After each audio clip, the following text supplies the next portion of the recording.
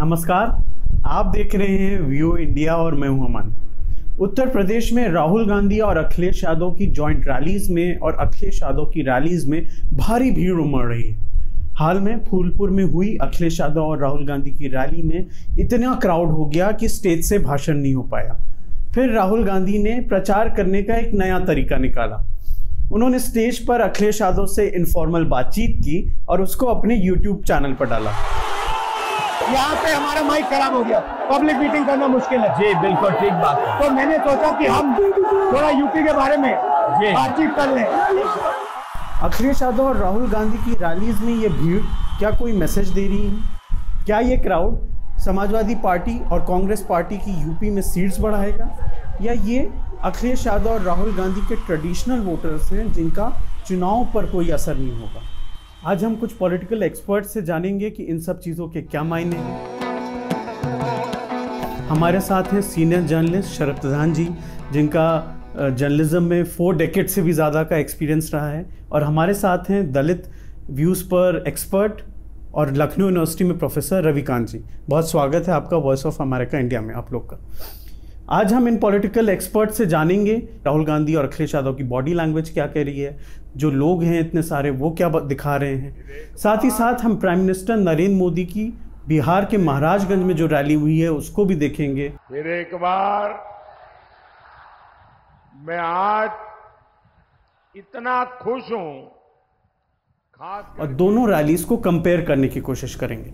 बात शुरू करने से पहले हम अखिलेश यादव और राहुल गांधी की फूलपुर में हुई रैली का एक वीडियो देखते हैं, जिसमें दिखेगा कि क्राउड कितना ज्यादा है।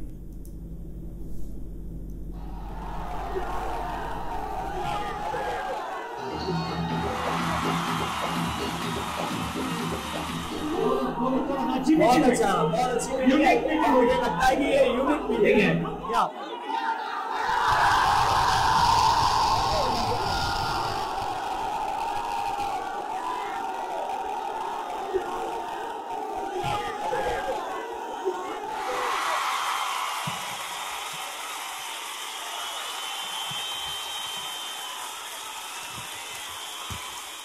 शरद जी, आपने तो इतनी रैलीज देखी हैं, इतने आप रैलीज में गए होंगे, ये जो रैली की भीड़ है ये क्या बता रही है? नहीं, ये रैली की भीड़ का तो बहुत बढ़िया भीड़ है, और आजकल के ज़माने में इतनी भीड़ कम देखी जाती। पहले और भीड़ हुआ करती थी, इंदिरा गांधी के, इवन राजीव गांधी के ज़माने में या उससे पहले। लेकिन भीड़ का आंकलन जो सही होता है वो सिर्फ साइज़ के हिसाब से नहीं होता है। भीड़ जमा भी करी जाती है, लेकिन इसमें और जमा करी भीड़ में फ़र्क क्या है? इसमें जो जोश दिख रहा है क्राउड में, जो एक्साइटमेंट है, इसे कहते हैं रिस्पॉन्सिव क्राउड, जो हर बात पे अपना कुछ ना कुछ कन्वे करता है, उसका रिस्पॉन्स दिखाता है, वो बहुत बड़ी चीज़ है। वो दर्शाती है कि ये भीड़ वाकई में भीड़ है, जो कि वहाँ उमड़ी है इनके सपोर्ट में। ये एक बहुत बड़ा डिफरेंस है, क्योंकि भीड़ बहुत से लोग जमा कर लेते हैं लेकिन वो बिल्कुल निष्क्रिय बैठे रहते हैं। रविकांत जी, जो आप क्राउड देख रहे हैं फूलपुर की रैली में और जो और भी रैलीज में हो रहा है अखिलेश यादव और राहुल गांधी की, इसमें आप कैसे देखते हैं? देखिए, शरद जी ने जिधर इशारा किया, नेहरू से लेकर के इंदिरा गांधी, राजीव गांधी, और यहाँ तक कि अगर आप नरेंद्र मोदी के थोड़ा पहले जाएंगे तो वो क्राउड आता था अपने नेता को देखने के लिए।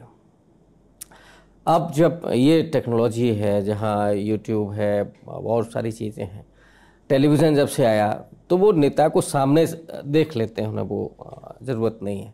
लेकिन अब जो भीड़ आपको दिख रही है वो एक तो कहीं ना कहीं अपने नेता को सिर्फ देखने के लिए नहीं है, बल्कि उससे मिलने के लिए, उससे हाथ मिलाने के लिए बेताब आपको दिखती है, अपनी बात पहुंचाने के लिए, जिसको शरद जी ने कहा कि वो रिस्पॉन्स करने वाली भीड़।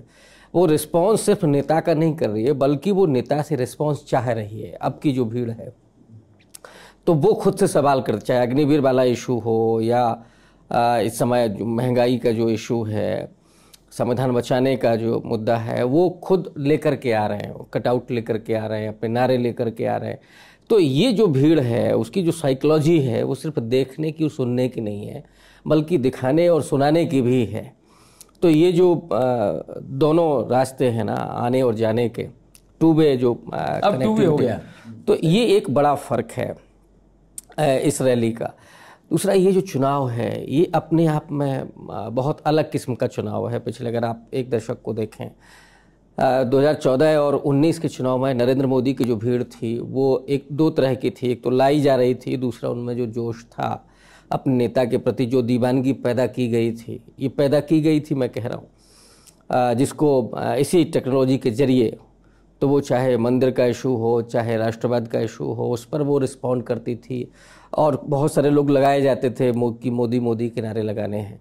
अब यहाँ नारे नहीं हैं, यहाँ अपने नेता से मिलने की बेताबी आपको दिखाई देगी, अपने मुद्दों को उनके जवान से सुनने की बेकरारी दिखाई पड़ेगी। ये बहुत बड़ी चीज़ है और मुझे लगता है कि ये वो भीड़ है जो न कहीं से जुटाई गई है न कहीं से लाई गई है, बल्कि स्पॉन्टेनियस है, वो उनकी अपनी चाहत है। हाँ, ये ज़रूर मैं कहूँगा कि ये जो भीड़ है ये असल में भीड़ है, जिसको हम कहते हैं कि जिसका कोई अनुशासन नहीं है, जिसकी अपनी कोई एक जबान नहीं है, तो ये भीड़ है। अगर इसमें थोड़ी सी अनुशासन हो, थोड़ा एक जिसको कहें हम कि प्रबंध अगर इसका हो तो और बेहतर दिखाई दे। लोकतंत्र की खूबसूरती आपको उसमें दिखाई पड़ेगी।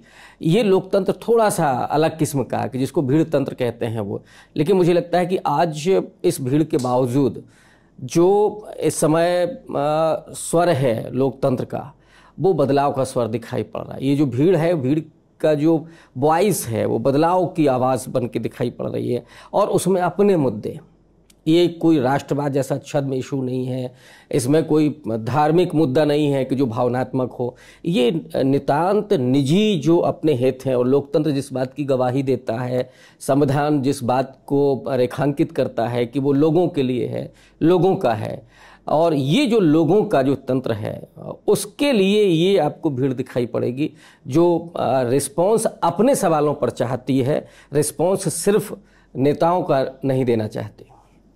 फूलपुर की जो रैली हुई उसमें इतना क्राउड हो गया कि स्टेज से भाषण भी नहीं हो पाया। ये भी कहा गया कि माइक खराब हो गया और ये मतलब एक यूनिक टाइप की सिचुएशन हुई कि मतलब सभा करने गए लीडर्स और सभा नहीं हो पाई और इसलिए नहीं कि कोई प्रोटेस्ट कर रहा है, उनके समर्थन में खड़े हो गए। और तब राहुल गांधी और अखिलेश यादव ने एक नया तरीका निकाला, उन्होंने स्टेज पर ही इनफॉर्मल बातचीत की और फिर उसको अपनी यूट्यूब चैनल पर डाला। पहले इसका वीडियो देख लेते। आपसे, हमसे, इंडिया गठबंधन से और जुड़ गया, तो ये नेचुरल अलायंस है। और नेचुरल अलायंस इसलिए लोग महसूस कर रहे हैं कि वो चाहते हैं कि नौकरी और रोजगार मिले, नौकरी और रोजगार मिले। तो ये बड़ी भावना है कि हमसे, आपसे ये यूथ कनेक्ट कर रहा है।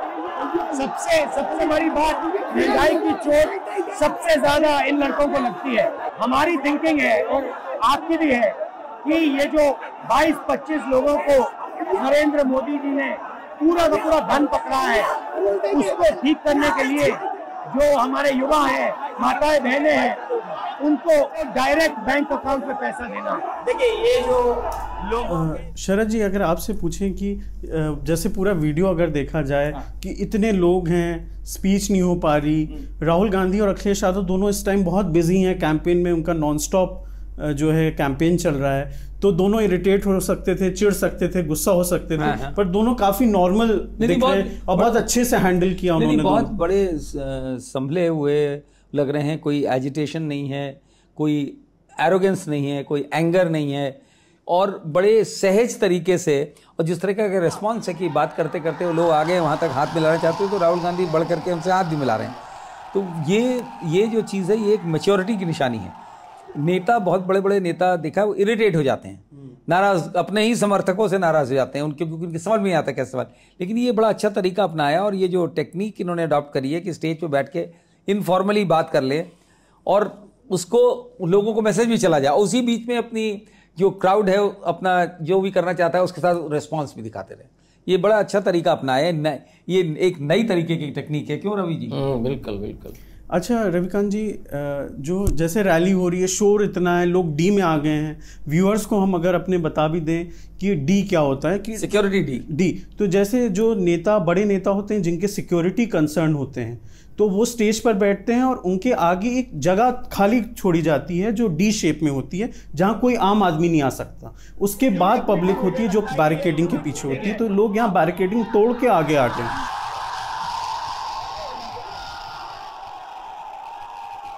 तो इतनी भीड़ है, लोग डी में भी आ गए हैं, तभी दोनों बहुत आराम से बातचीत कर रहे हैं। और जैसा कि आपने देखा कि राहुल गांधी बीच बीच में लोगों से हैंडशेक भी कर रहे हैं, तो दोनों की बॉडी लैंग्वेज आपको क्या दिखा रही? देखिए, जैसा मैंने पहले कहा था कि ये वो लोग हैं जो सिर्फ देखने नहीं आ रहे हैं। पहले भीड़ में लोग हेलीकॉप्टर देखने के लिए आते थे, नेता की एक झलक देखने के लिए आते थे। जैसे नेहरू जी के बारे में अभी शरद जी कह रहे थे, मुझे याद आता है 1955 में जब वो पटना में रैली करने के लिए गए, श्री कृष्ण सिंह जो भी उस समय के मुख्यमंत्री थे, वो सारे नेता वहाँ पे मौजूद थे। और कांग्रेस का उस समय पैटर्न ये था कि ऐसी गर्मी भी 45 डिग्री सेल्सियस करीब तापमान है, उस समय भी ऐसी ही गर्मी में लोग आते थे, बुजुर्ग आते थे। उस समय तो तंबू भी नहीं होता था, तो जो कांग्रेस सेवा दल के लड़के होते थे वो टब पानी के भर के रखते थे, और जब कोई बेहोश हो जाता था तो उसमें उसको डुबकी लगाते थे और फिर उठाते थे। नेहरू जी जब स्टेज से भाषण दे के उतरते हैं, एक ऐसा ही बुजुर्ग जो बेहोश हो गया था उसको टब में डुबोया सेवा दल के लड़कों ने, और जैसे ही वो खड़ा हुआ तो बोला कि हाय मैं तो मर गया होता। तो नेहरू जी ने गाड़ी अपनी रोकी और उससे जाकर के मिले। तो नेहरू जी को वो देखना चाहता था, सुनना चाहता था, लेकिन ऐसे कौन पहचानता है। तो नेहरू जी ने उससे पूछा, अरे क्या हुआ है? तो बोला, तुमसे क्या लेना देना है, मेरी तो यहाँ जान चली गई होती। तब तक श्री कृष्ण सिंह वगैरह भाग करके आए, तो उससे पूछा कि क्या क्या चाहते हो? तो कहा कि मैं तो पंडित जी को मिलने के लिए देखना चाहता था। तो कहा कि पंडित जी तुम्हारे सामने खड़े हैं। अरे भाई, तो नेहरू का हाथ पकड़ा नेहरू जी ने, वो पूछा क्या चाहते हो? तो बोला कि पंडित जी बस पैर छूना चाहता हूँ। ये है वो साइकोलॉजी जो अपने नेता के प्रति दीवानगी, और कि हमें बस एक झलक देखना है, एक लफ्ज़ सुनना है, पंडित जी ऐसे हैं। या राहुल गांधी से आज जो दीवानगी आप देख रहे हैं, अखिलेश यादव तो नौजवानों के नेता हैं ही, लेकिन राहुल गांधी उत्तर प्रदेश में अगर इस कदर लोकप्रिय हुए, उसके बहुत सारे रीजन्स हैं। लेकिन मैं उस राहुल गांधी को देख रहा हूँ कि जिसके पिता, जिसकी दादी शहीद हुए, आतंकवादियों ने जिसको मार दिया, और वो भीड़ में कोई सिक्योरिटी की चिंता किए बगैर अगर वो मिल रहा है, तो आप इस कद को समझ सकते हैं कि जो आपने कहा कि बहुत नॉर्मल तरीके से बात कर रहे हैं। थ्रेट नाम की कोई चीज़ नहीं, थ्रेट जेहन में है। और ये वो व्यक्ति है जो कह रहा है कि इसमें संविधान बचाने के लिए अपनी जान भी दांव पर लगा दूंगा।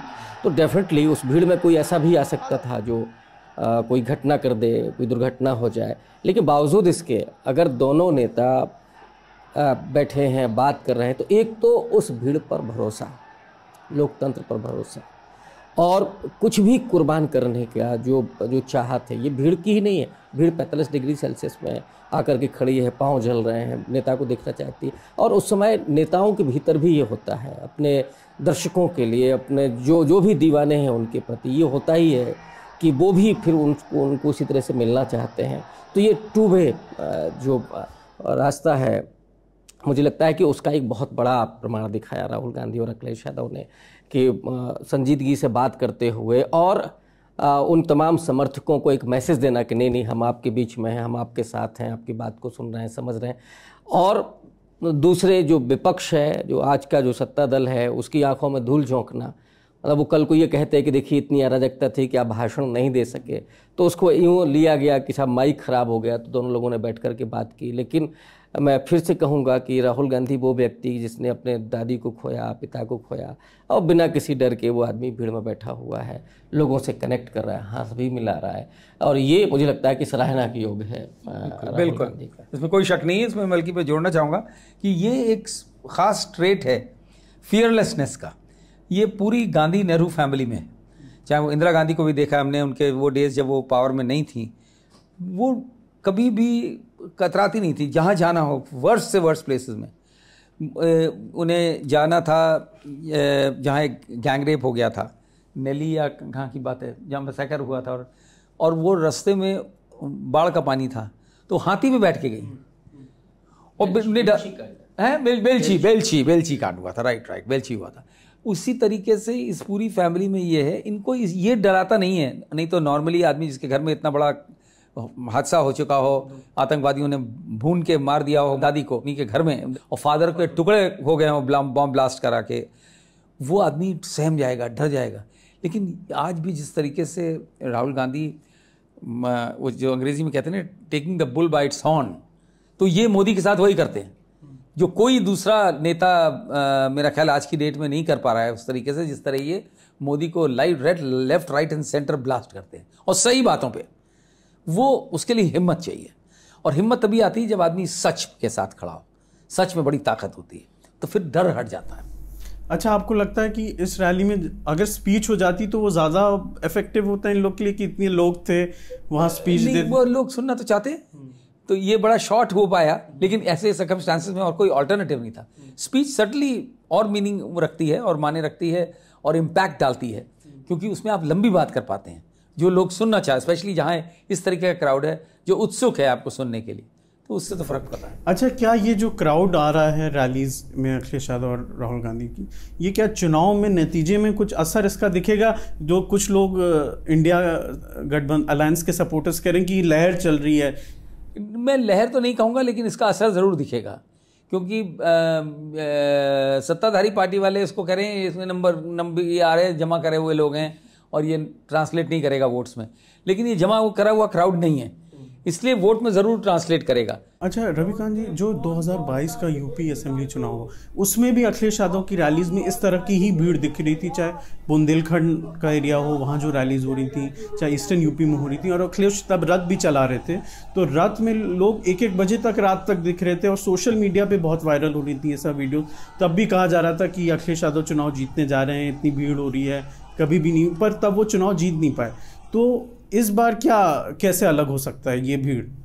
इस बार राहुल गांधी है, और मैं ये बात इसलिए कह रहा हूँ कि समाजवादी पार्टी का जो भी बेस है, उस बेस के साथ बहुत सारे समाज ऐसे हैं जो जाने में कंफर्ट नहीं है। मसलन दलित समाज है, अति पिछड़ा है, जिसकी तादाद ओबीसी से भी ज़्यादा है, अपर ओबीसी से ज़्यादा है, प्लस एक एंटी यादव जो पॉलिटिक्स पूरा बीजेपी के जरिए शुरू की गई थी, तो उनको ये दिखाना, ये कैंपेन भी हुआ उस समय कि जो समाजवादी पार्टी के लोग हैं ये गुंडे हैं और ये परेशान करेंगे, तो इस तरह की वो पूरी भावना लोगों तक पहुंचाई गई। तो उस वजह से अखिलेश यादव उस चुनाव को लूज किए, और इस बात को मैं कह रहा था उस समय भी कि ये जो भीड़ है, जो अनियंत्रित दिख रही है, जो गैर अनुशासित दिख रही है, ये भीड़ कहीं ना कहीं असर डालेगी, और बीजेपी के जाल में ये फंस रहे हैं। ये अति पिछड़ा को डराएगी और दलितों को डराएगी, लेकिन इस बार आप देखेंगे कि ये ज़्यादा विश्वास राहुल के प्रति है।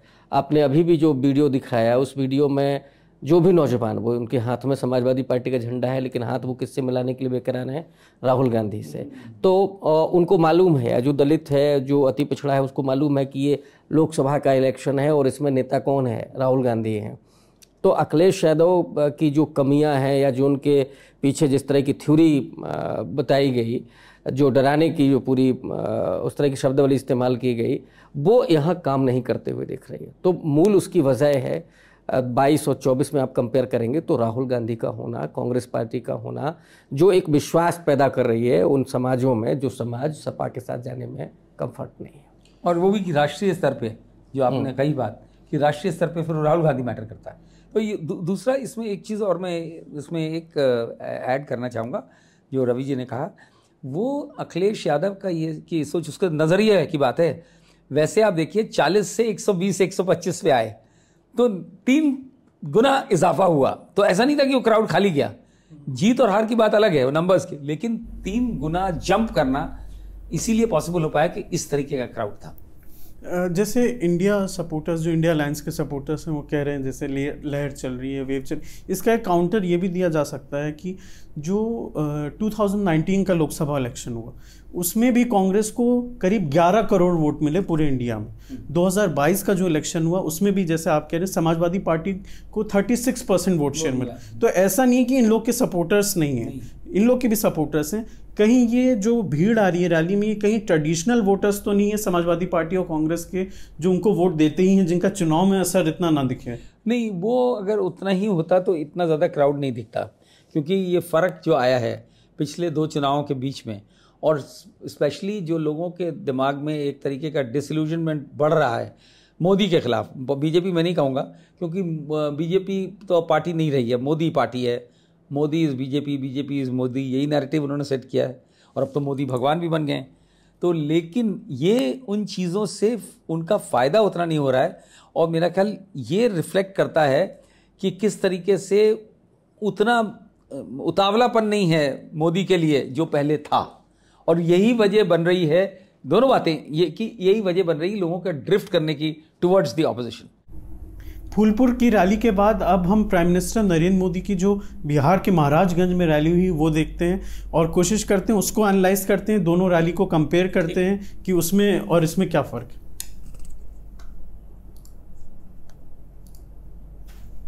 बाबा महेंद्रनाथ की ई पवित्र धरती पर हम रउआ लोगन के वंदन अभिनंदन करतानी।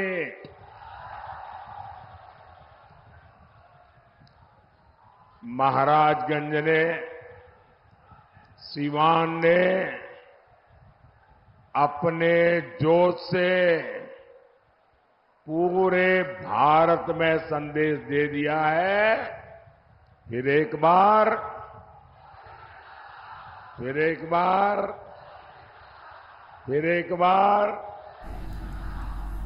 मैं आज तो रविकांत जी, जैसे प्राइम मिनिस्टर नरेंद्र मोदी की रैली में भी बहुत भीड़ है, पर ऐसा देखने में आ रहा है कि जो लोग बैठने का ज़्यादा इंतजाम है लोगों का, लोग एक जगह बैठे हुए हैं, जो एक जगह खड़े हैं वो खड़े ही हैं। तो दोनों की रैलीज को अगर कंपेयर किया जाए तो आप दोनों में क्या डिफरेंस आपको लगता है? कि पहली जो बात तो ये है कि जो भीड़ है वो बिल्कुल मैनेज लग रही है, कि कहीं से वो लाई गई है। और ये तो हम सब जानते हैं कि प्रशासन जिस तरह से काम कर रहा है, पार्टी जिस तरह से काम कर रही है, वो लोग लेकर के आ रही है, महिलाएं बहुत ज़्यादा हैं। दूसरा, वो भीड़ रिस्पॉन्स नहीं कर रही है। जब मोदी खुद कह दे अब की बार, तब वो उसमें से कुछ लोग बोलते हैं मोदी सरकार। अदरवाइज़ आपको कोई उस तरह की दीवानगी नहीं दिखाई देगी जो आपको 2014 में दिख रही थी मोदी के यहाँ, जो 19 में दिख रही थी। तो ये भीड़ जो है ये ऐसे लग रहा है जैसे जबरन बिठाई गई है, लोगों को लाया गया है कि आपको सुनना है। वो जो भी प्रभावित करने की कोशिश है वो कर रहे हैं, और कनेक्ट करने में नो डाउट कि नरेंद्र मोदी बहुत माहिर हैं। अगर वो बिहार में हैं तो वो भोजपुरी बोल रहे हैं ताकि लोगों को ज़्यादा अपील कर सके। लेकिन ये जो चुनाव है ये मुद्दों का चुनाव है, ये इसमें कोई भावनात्मक अपील नहीं काम कर रही है। मोदी ने राम मंदिर का भी इशू उठाया, वो भी नहीं चला। आप कैसे देखते हैं जो प्राइम मिनिस्टर नरेंद्र मोदी की रैली का वीडियो हम लोग ने देखा, इसको आप इस भीड़ को, क्राउड को किस तरह देखिए? ये जो रवि ने कहा बिल्कुल सही बात है कि इसमें अमन, यहाँ जो क्राउड है ये बड़ा मैनेज्ड क्राउड है। जिस तरह यही डिफरेंस होता है। जो स्पॉन्टेनियस क्राउड होता है, अपने आप जो आता है क्राउड, वो इस तरीके से रेजिमेंटेड तरीके से बैठता नहीं है। और ये चीज़ पहले मोदी की रैली में नहीं होती थी। पहले मोदी की रैली में मुझे याद है बहुत रिस्पॉन्सिव क्राउड होता था, और जैसे ही बोलते थे तो उधर से और ऊंची आवाज़ में आता था।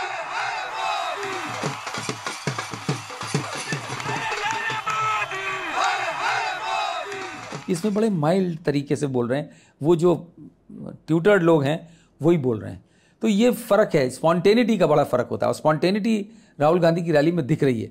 उनके पास तो बिना संगठन के इतना क्राउड आ रहा है। और ऐसा क्यों लग रहा है कि यहाँ मैनेजमेंट बहुत अच्छा है, जो लोग बैठे हैं, जो लोग खड़े हैं, ऐसा क्यों? वो इसलिए क्योंकि सारा कुछ मशीनरी इनके पास है, ऑर्गेनाइजेशनल मशीनरी है, सरकारी मशीनरी है। आजकल तो सरकारी मशीनरी से ज़्यादा इलेक्शन कमीशन हो जाता है, वो भी सेवा में लगा रहता है मोदी की।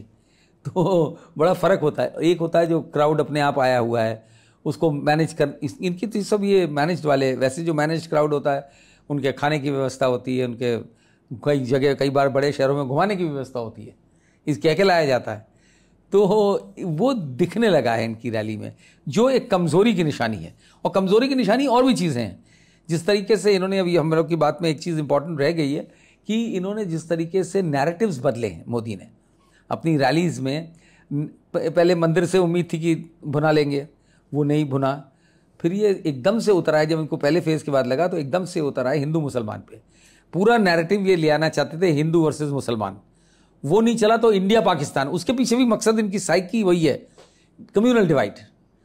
वो कम्युनल डिवाइड भी इस बार लगता नहीं है कि काम कर पा रहा है, बहुत हेट्रेड। अच्छा रविकांत जी, कुछ लोग कहते हैं ऐसा कि जो अखिलेश यादव की रैली में भीड़ आ रही है, जो उनके कोर वोटर हैं, उनका जो थोड़ा एग्रेसिव बिहेवियर रहता है वो उनको कहीं ना कहीं उनको नुकसान पहुंचाता है। इस बार भी जैसे रैलीज में दिख रहा है। और एक ये भी कहा जाता है कि अखिलेश यादव क्योंकि यूपी के हैं और नेताजी की तरह वो लोगों को पहचानते हैं, लोगों से कनेक्ट है, इस वजह से लोग थोड़ा और आगे आके उनसे मिलना चाहते हैं, उनको चेहरा दिखाना चाहते हैं। अगर ये दोनों चीज़ को देखें कि जो उनके लोगों के पे आरोप लगते हैं एग्रेसिवनेस का कि वो नुकसान पहुँचाता है, क्या वो उनको नुकसान इस बार पहुँचाता हुआ दिख रहा है उनके लोगों का? नहीं, इस बार नहीं दिख रहा है, लेकिन अगर राहुल गांधी का साथ नहीं होता तो निश्चित रूप से वो नुकसान पहुँचाता है। और किसी भी राजनीतिक दल के लिए ज़रूरी है अपने समर्थकों से मिलना भी, लेकिन उन समर्थकों का अनुशासन में रहना भी बहुत ज़रूरी है, क्योंकि आप उससे पूरे एक दिखाते हैं, अपने कल्चर को दिखाते हैं कि हमारी पार्टी कैसी है। और समाजवादी पार्टी के लिए तो और भी ज़्यादा ज़रूरी है जब उस पर इस तरह के गुंडई के आरोप लगते हों कि बहुत जोशीले हैं और उस तरह के बदमाश लोग हैं। लेकिन एक चीज़ और देखिएगा कि मोदी जी की भीड़ में कौन आगे बैठा है? सारी महिलाएं हैं। महिलाएं इस देश में और नॉर्थ इंडिया में आमतौर पर पहले नहीं निकलती हैं, तो जाहिर तौर पर उनको लाया गया। अखिलेश यादव की भीड़ में नौजवान है जो नौकरी के लिए भटक रहा है, जो अग्निवीर के लिए की वजह से परेशान है, तो वो सब आपको दिखाई देंगे। बहुत शुक्रिया, आप लोग ने वॉइस ऑफ अमेरिका इंडिया को वक्त दिया। तो फूलपुर की रैली में जो भीड़ हो रही है इसका क्या असर होगा ये तो 4 जून को पता चलेगा, पर ये ज़रूर है कि अखिलेश यादव और राहुल गांधी की रैलीज में जो क्राउड आ रहे हैं उससे समाजवादी पार्टी और कांग्रेस वर्कर्स में एक नया जोश आ गया है। देखते रहिए वीओ इंडिया।